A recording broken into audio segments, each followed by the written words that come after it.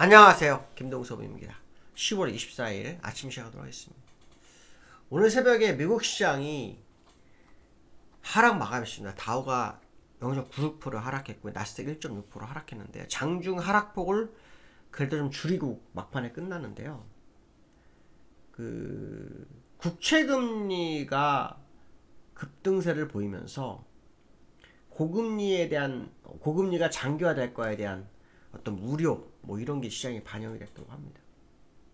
국채금리의 상승은 트럼프와 관련도 있죠. 트럼프와 관련도 있습니다. 이 10년물 만기 국채금리가요 9월 달에만 44bp 정도가 올랐다고 합니다.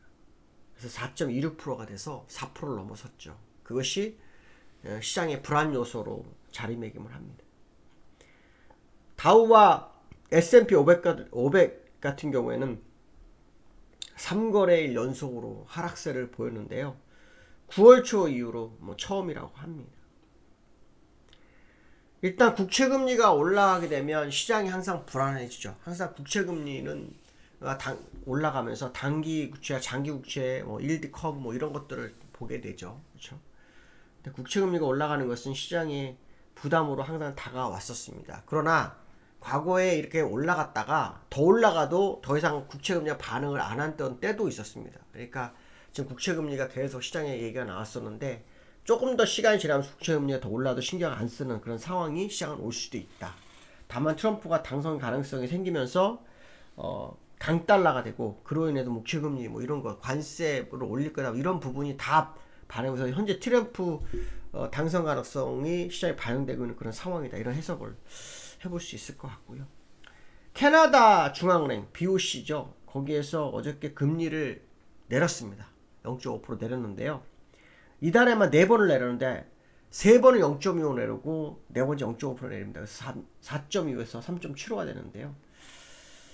전 세계 시장 금리 인하면서 인플레이션 신경 안 쓰죠. 이제 경기 부양책에다 포인트를 맞추고 있는 그런 상황입니다. 우리나라도 금리 인하에 더 집중했으면 좋겠다라는 게 현재 제 생각이다 이렇게 말씀드리고 싶고요. 현재 미국 시장은 실적 발표 기간이지 않습니까? 좋은 실적 있고 나쁜 실적도 있습니다. 그렇지만 오늘 국채금리 상승으로 인해서 대부분 종목이 약간 밀렸죠. 그런데 테슬라 같은 경우에는 시간 외에서 실적 발표하면서 9% 상승을 하고 있습니다. 그래서 지금 S&P하고 나스닥이 오르는 이유가 시간에서 오르는 이유는 테슬라 때문이다 이렇게 보시면 되지 않을까 말씀드리고 싶고요. 11월 금리 인하 가능성은 현재 92.8%, 0.25% 금리 인하 가능성이요. 그러니까 일단 11월 달에는 금리 인하가 될 거겠지만 그 이유가 불안하다라는 거고요. 특히 트럼프가 되면 금리 인하가 더딜 수 있다라고 주장하는 사람도 있고, 트럼프가 되면 오히려 금리 인하가 더 지속이 될 수도 있다. 그런 해석도 하는데 무엇이 답인지는 아무도 알 수 없죠. 뚜껑을 열어봐야 됩니다.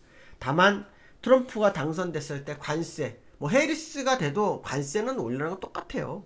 관세 올라가고 그로 인해 그나마 트럼프가 좀 더 강할 거다라는 어떤 우려, 그 부분이 시장에 반영이 되고 있고요. 그래서 달러가 강세가 되면서 또 우리나라 환율, 신흥국 환율이 또 문제가 되고 있습니다. 우리나라는 지금 뉴스 1,400원이 다 왔다 이런 얘기를 하고 있는데요. 1,384원인가 5원까지 갔었습니다. 그리고 지금 1,380원 정도에서 시간에서 아마 거래되는 걸로 제가 알고 있는데요. 어쨌든 환율이 힘도 못 쓰고 그냥 올라가는 그런 형국의 모습이 있는 것만큼은 사실이다. 이런 해석을 해볼 수 있을 것 같습니다. 일단 환율이 계속해서 올라갈 수밖에 없는 상태에 있는 것은 맞고요. 기술적으로도 정말 많이 올라갈 수 있는 공간이 있어서 그것이 현실이 될지는 좀 더 지켜봐야 될 것 같다라는 게 생각합니다.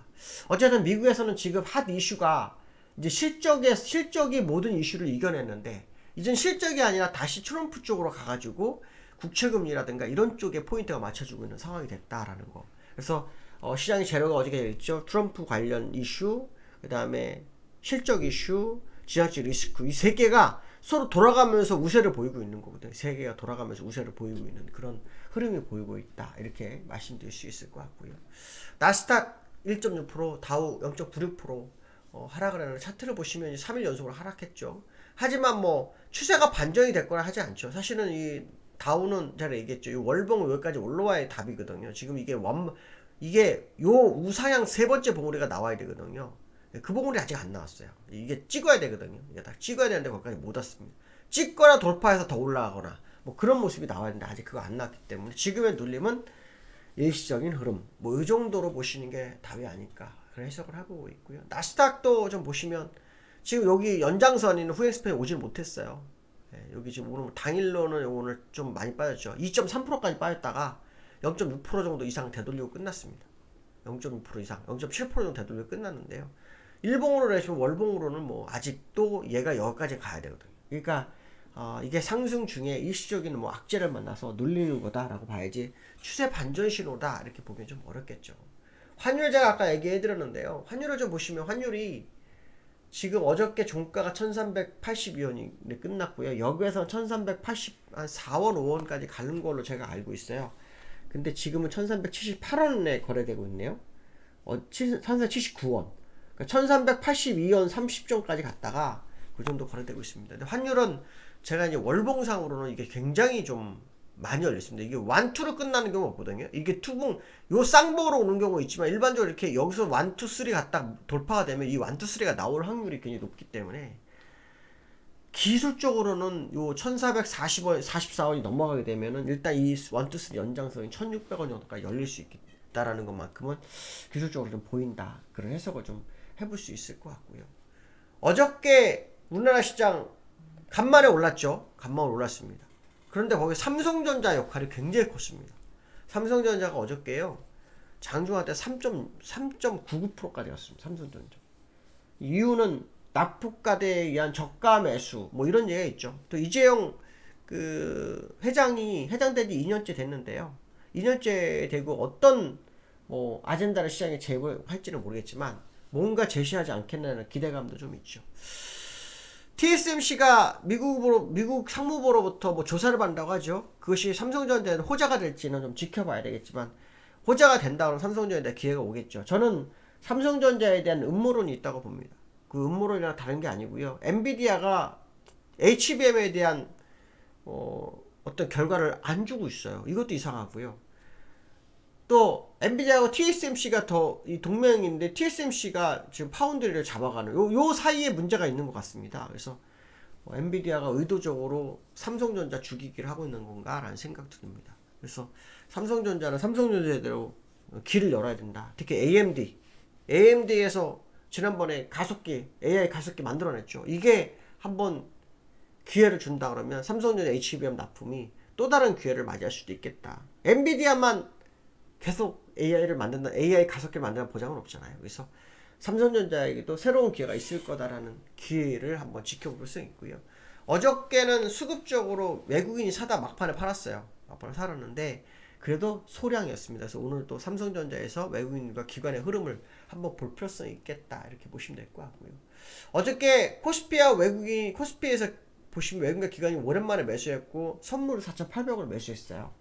이제 오늘은 또 근데 윗끌림 안개입니다. 윗끌림 안개. 사실 오늘 윗끌림 안개 변동성이 있을 수 있는데 아래쪽인지 위쪽인지 아무도 알 수 없죠. 다만 저는 어저께가 바닥이었을 확률을 어제 공개방송도 말씀드렸기 때문에 웬만하면 하락 출발해서 위쪽으로 양봉이 나오지 않을까라는 생각을 한번 해보고 있습니다.